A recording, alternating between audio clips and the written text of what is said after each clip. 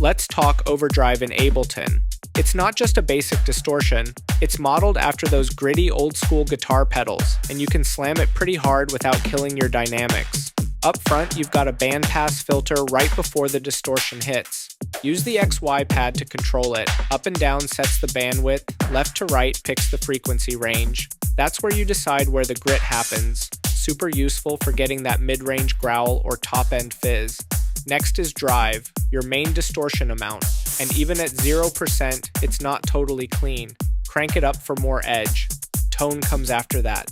Think of it as a high-shelf EQ. Higher values equal more brightness, lower equal darker and thicker. Then there's dynamics, which controls how much compression gets added as you distort. Low settings squash more and boost the level automatically. High settings leave more punch intact. Play with it. It totally changes how the drive reacts.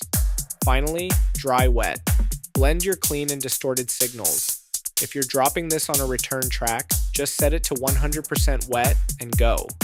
This thing's slept on.